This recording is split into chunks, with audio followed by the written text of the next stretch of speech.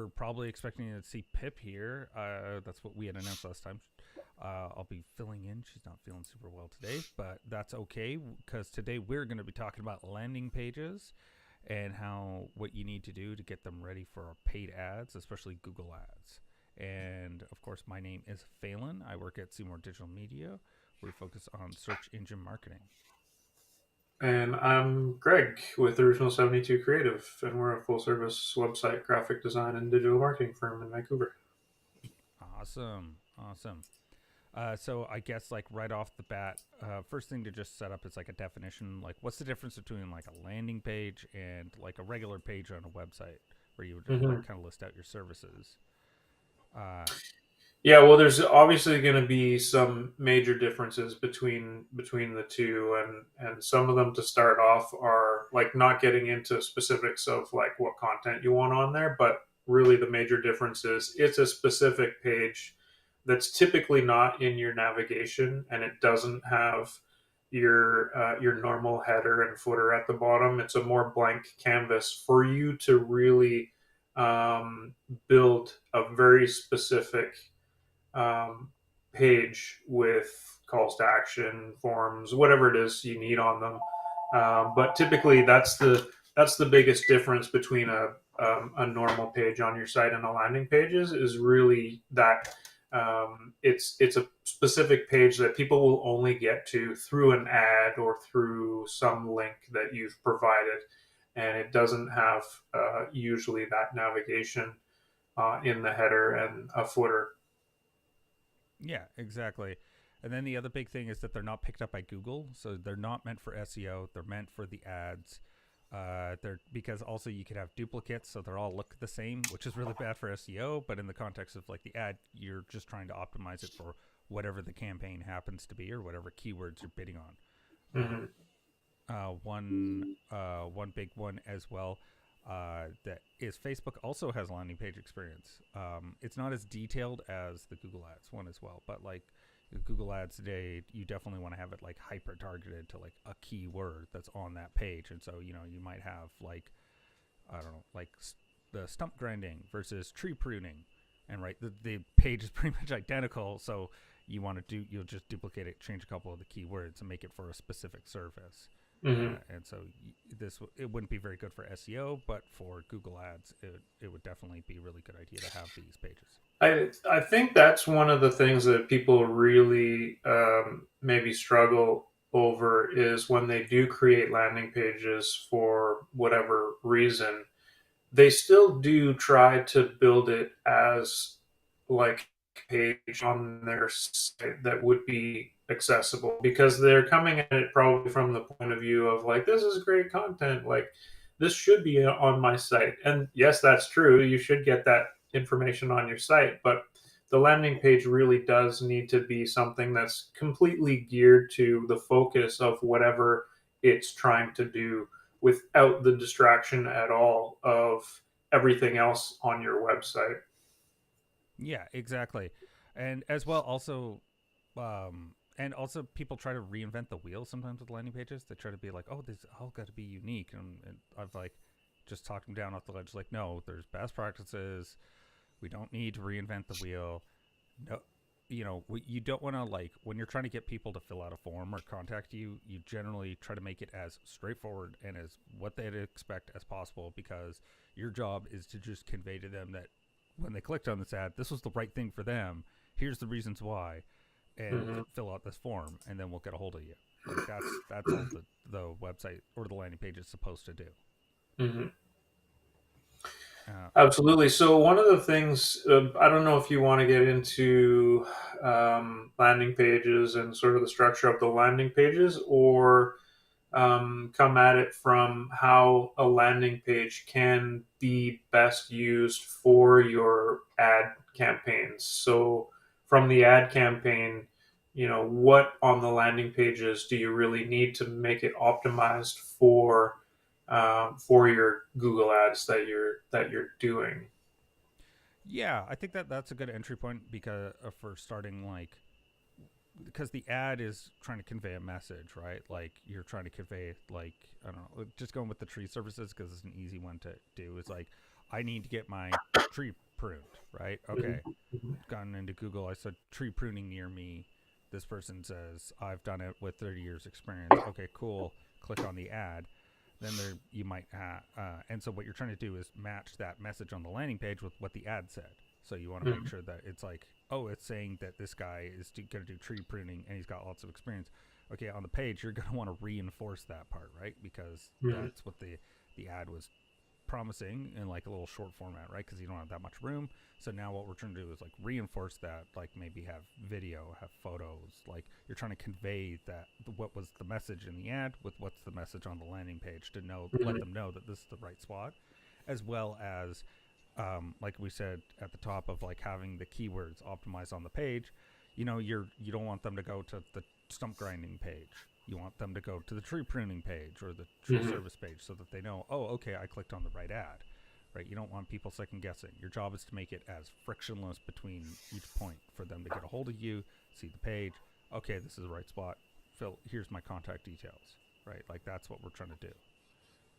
Yeah, the benefit of being able to create a landing page that's so specific to the ad that you have is for that exact reason, is because your ad is targeting.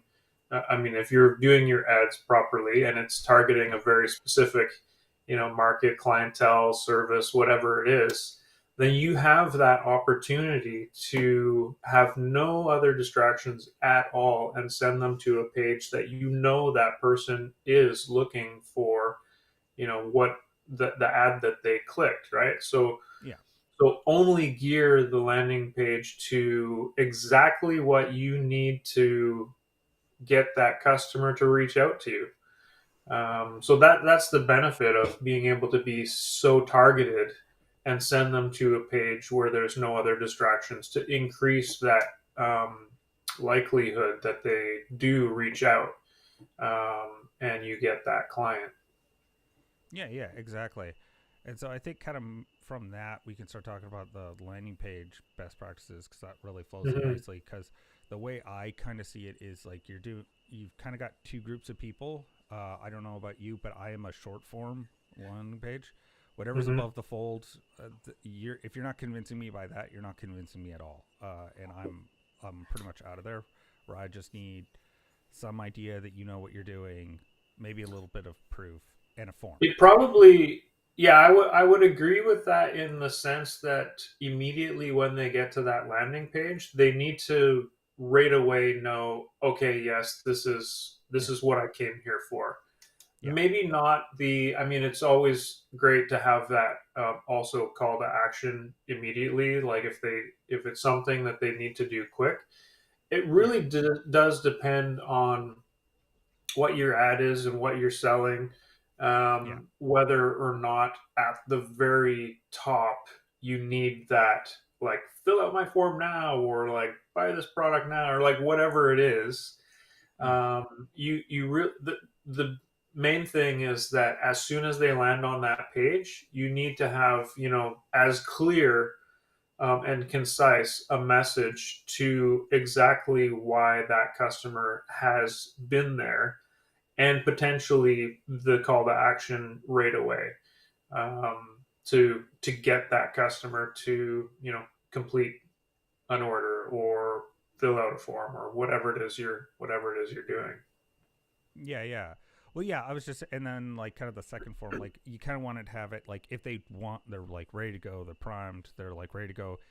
You want it to like they don't need to scroll. That's right there, right above the fold. And then there's other people that I know like long form sales pages where it's like going into all the benefits or like what like here's a testimonial and like all this kind of information that it's just reinforcing what it is, and then at the bottom you still have the form again or whatever the call to action is. It's right at the bottom again. So Yeah. that way you're hitting both groups of people, like the ones that are quick, like fast decision making. They need a minute on the page. Okay, this is the right spot. Okay, boom, boom, and they're off to the Hmm. races. And then the other people that are long form that need, a bit more hand holding. They're like not quite sure. They need to, get reinforced and like have some emotional triggers as well as logical triggers as well. Like, what are the benefits? How did it make people feel? That kind of stuff as well. You'll want to have that information on the page as well. Hmm. Absolutely. Um, can you talk a little bit about the connection between your ad and the landing page? And well, I mean, I'm sure most people know. Obviously, we're talking about how you need it to be whatever your ad is what you're giving them on the landing page. But um, your Google ads have a score to it, and obviously Yep. Google looks at the landing page and scores your ad, and that ranks within your bidding or placement for that ad when it gets shown and things like that.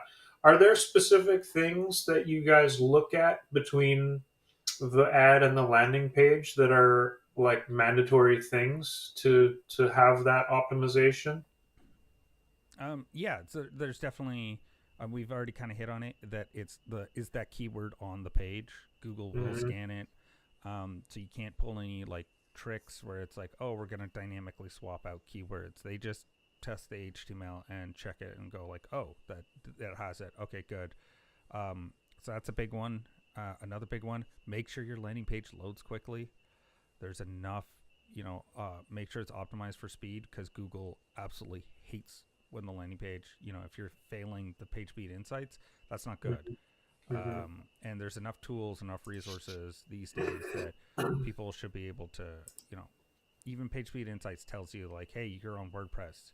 Here's some types of plugins you should look at. They don't do specific plugins, but they at least let you know this is the type you should be looking for to help you improve your speed. So I find those are super helpful. So yeah, you want speed, so it loads quickly.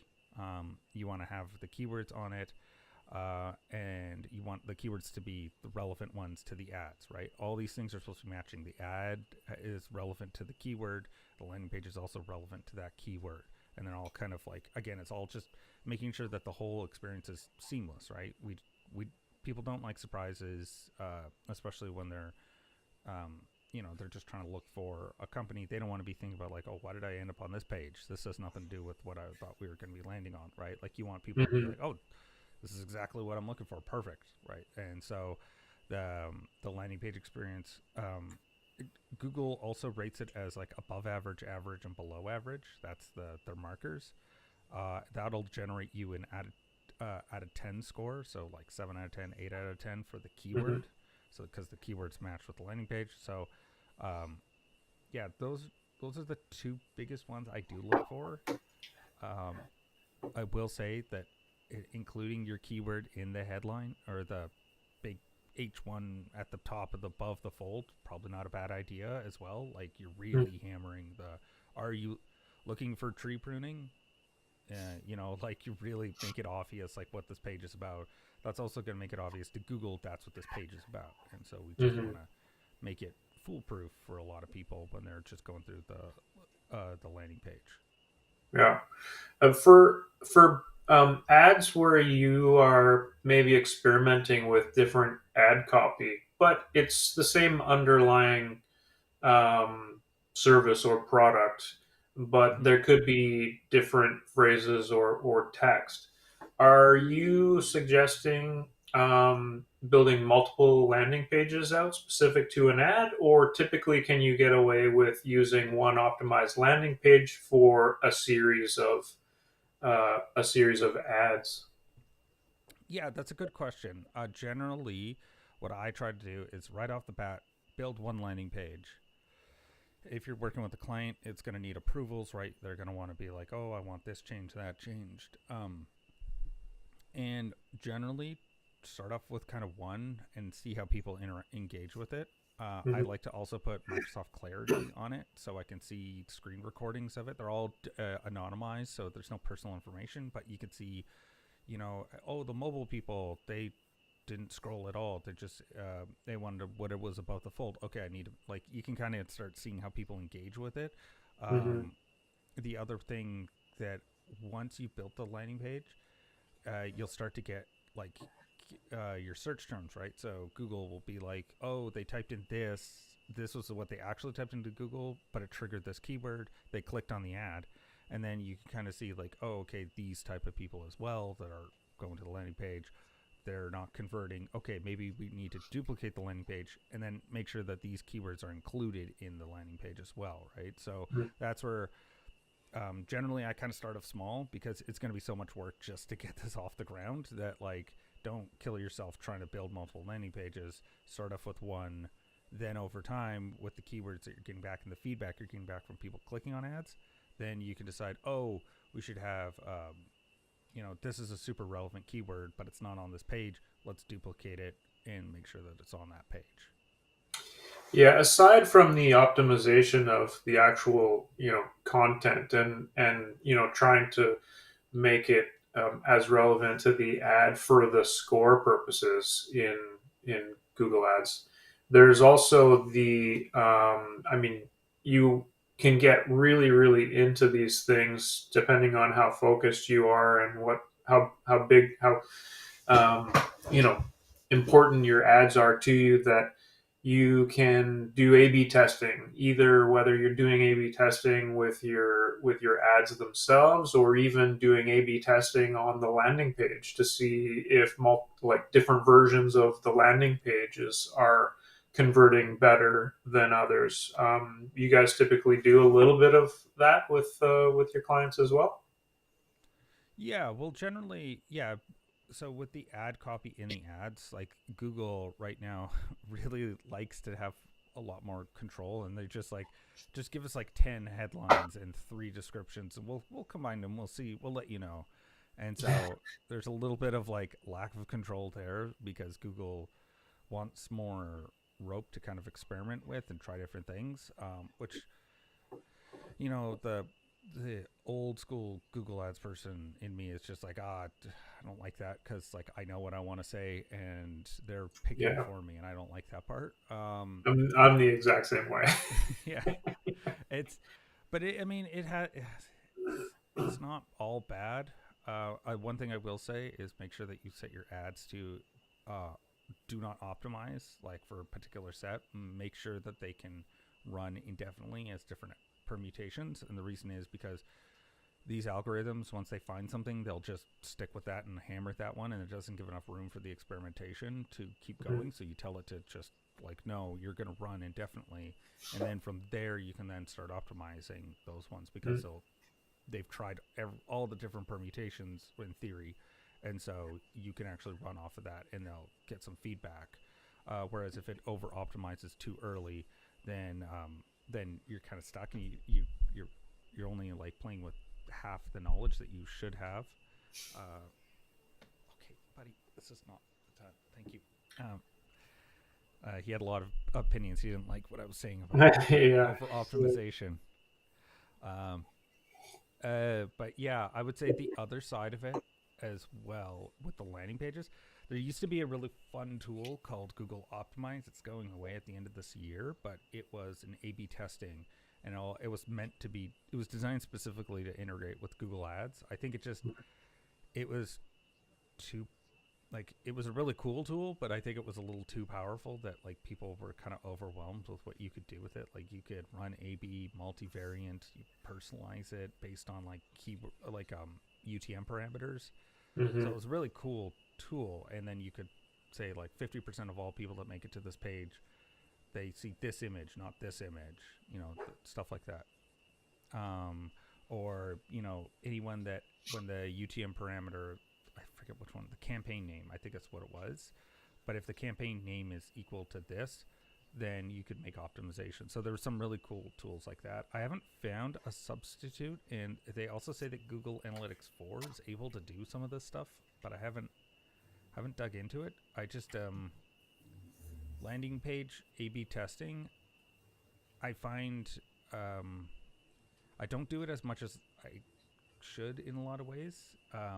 Mostly because I try to get like the pages themselves as optimized as possible before doing like A/B tests per se, because I feel there's always more juice to squeeze from the landing page of like try this, try like looking at things I do, and like I'm kind of more just testing on the one page and just running a 2-week experiment of like, okay, we tried this, here's what we kind of got from it. Okay, let's try a different thing now, and that's kind of Hmm. closer to what I do.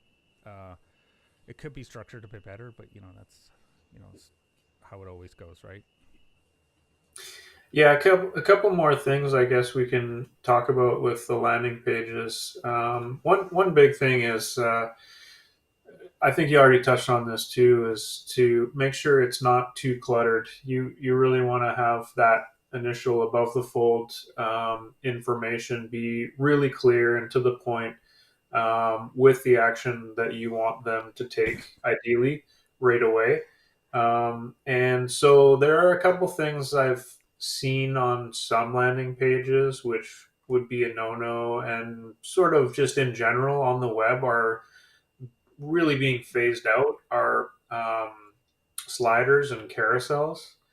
Mm. Um, People are using them less and less because of the effectiveness, especially of a slider. People will get something and then after 5 or 7 seconds usually slides to something else. That stuff Yeah. that's hidden is really useless. People are really I would encourage people to try to find a different way to get, like, if you typically that hero image at the top is like the most important thing you need that customer to see, right?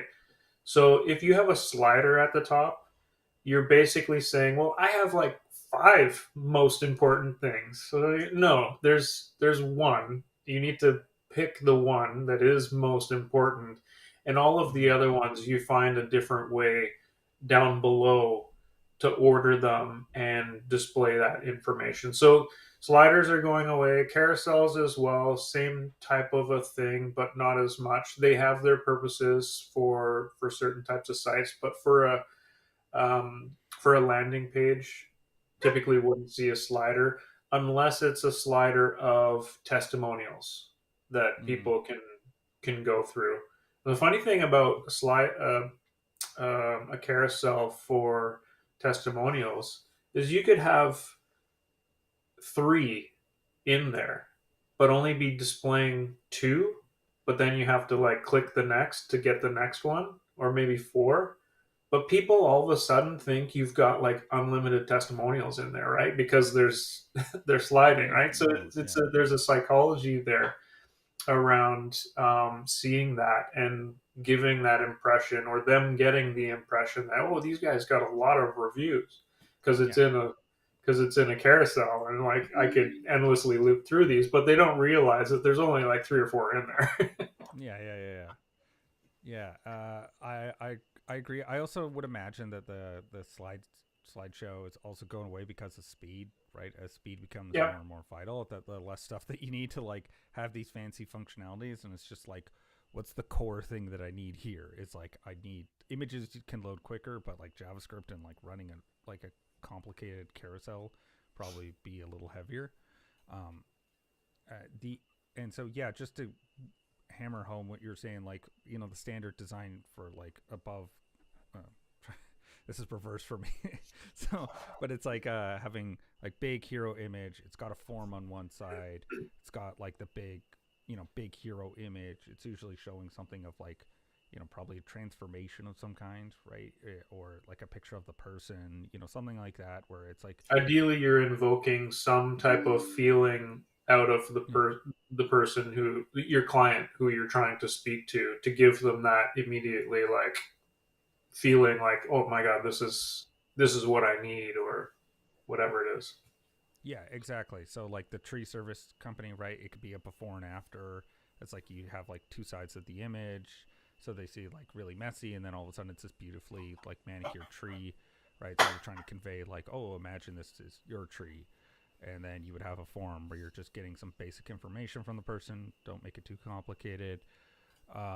I think that yeah, just and then some sort of social proof as well. So I have 35 5-star reviews on Google, something like that, where it's got like a you can show that other people have done this and it's worked out well, or some sort of like de-risking, right? 100% guaranteed your money back, customer satisfaction guaranteed, that kind of thing, where it's Hmm. what you're trying to do is get the person to see there's no downside for them reaching out to you. Yeah. Um, as well, I would mention that you want, if depending on what it is that you're using your landing page for, if it's for buying a product or whatever, make it as simple as possible for Mhm. you to be able to buy that product, like not have to, maybe go to a separate page and then they are at the page where they would buy the product. If you can make it available directly on the page, if it's a form or some type of a registration, try not to be like try not to collect too much information. Like make it really simple. Name, email, opt in kind of a thing. If they're looking for a download, or if you're trying to get them on your mailing list, like just whatever the form is that you're trying to get their information for or sell them on, try to pare that down and not to collect too much information, because the more information in that form that they need to fill out is just longer for them to be like, I don't want to give them that information. Yeah, yeah. And then, but the reverse can also be true. So we have a client that does like really high end, like event planning stuff. And so they Yep. want quality, not quantity. So what we Mm. do is we overfill it so that people don't just like, they need to fill out all these forms. And so it actually discourages people. And so the people that do want to get a hold of them because they want to hire them are actually filling out all this information. So it can be used in the reverse as well, where it's like if you're going for the quality leads, adding more form fields where they got to fill out all this extra information actually will be a benefit to them. Hmm. And I know you had mentioned, you had brought up mobile earlier when you were talking about something, but we'll just reiterate that you really do want to make sure you see what your landing page looks like on a desktop, and make sure that is also optimized as best possible for the mobile, because the mobile, your real estate is so minimal that you're definitely going to need some type of scrolling to Yeah. fit whatever it is that you want to give to people on there. So it's even more important for the mobile view, how targeted and informative right away you are to the customer, for the success of actually capturing that lead or capturing that sale. Yeah, yeah, I would definitely double down on what you said of testing it out on your phone, because you never know how the mobile browser decides to push things and restack things because until you physically go and look at it, because you Mm-hmm. you may think you've got this beautiful desktop layout, but then all your spacing and margins that you've done mean that it's like super compressed or looks really weird on mobile, and so you definitely want to test that because you never know until you actually open it up and look at it on your phone how it actually looks.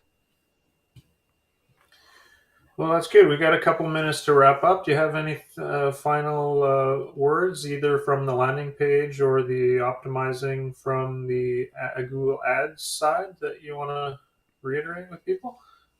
Um, so one thing I will post a link in the group. I found this really cool. Like it's kind of like a best practices for landing pages, and they cover Mm-hmm. e-commerce, lead, uh, and so he gets like thousands of examples.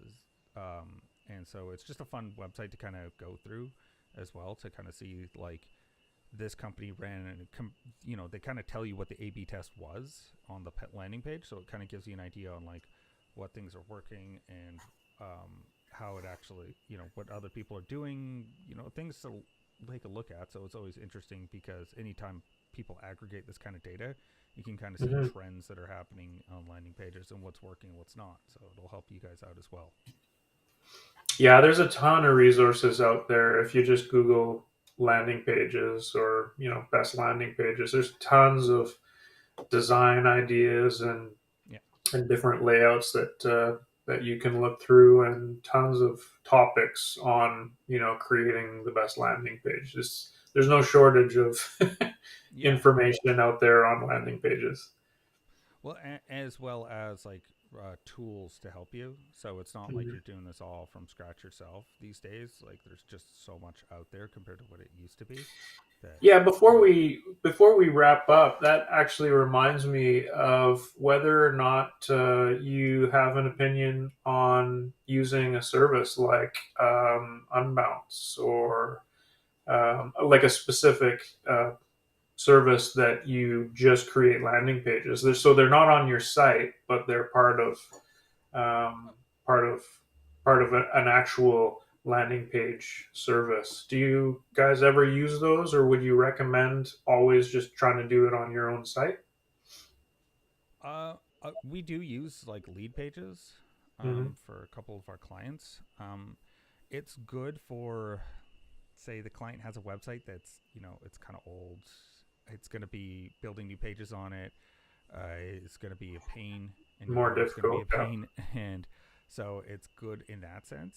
Hmm. Generally, I've no opposition one way or the other. Sorry about that. The dogs. Uh, I have no opposition to them. I find Unbounce to be way too pricey for what they give you compared to Yeah. its competitors. But yeah, there's no reason. The biggest thing that you'll have to bear in mind is the cost. It caps out pretty quickly. So if you're connecting multiple domains, that's where they kind of price you out. And so you it's good for if you're doing it for yourself and you want to create like 200 different landing pages that are all these variations. They're pretty good and they've got lots of resources. So yeah, I'm no qualms with any of the Insta page or lead pages, Unbounce. They're all pretty good. Yeah, I think what you hit on was actually a good way to think about it. Is if your site might be a little bit more difficult to be able to build what you want for a landing page, maybe consider using one of those. And Yeah, if you're building maybe an excessive amount, maybe it would be easier. But as much as possible, I would tend to suggest people try to do them on their own site. yeah. It's all going to be context of like whatever is going on for that site. Because you're like maybe you have troubles connecting the domain, all kinds of stuff like that, right? So you're gonna have it really is dependent. But I don't think there's no harm in using them if that's the right thing. But you have to make that judgment for yourself. But you have Hmm. to figure out like what do I have available, and with that, is it going to make sense to use lead pages? Uh, and so yeah, I think that there's no harm there. But I think that brings us to an end. Hmm. Uh, and so it looks like we have next week. Uh, we are We have a doing guest Christmas. next week joining Is it? Rena, it and it's going to be for a follow up topic that they did a couple of months ago, I believe. Best ways to use video in your marketing. Yeah. Okay. Awesome. And so yeah, that looks great. And so that just leaves me to say thanks for joining us. Feel free to join us in the Facebook group where we usually keep these conversations going, and then I'll also be posting the links to the stuff that we talked about, and that is Cyberpunk Marketing Mixer.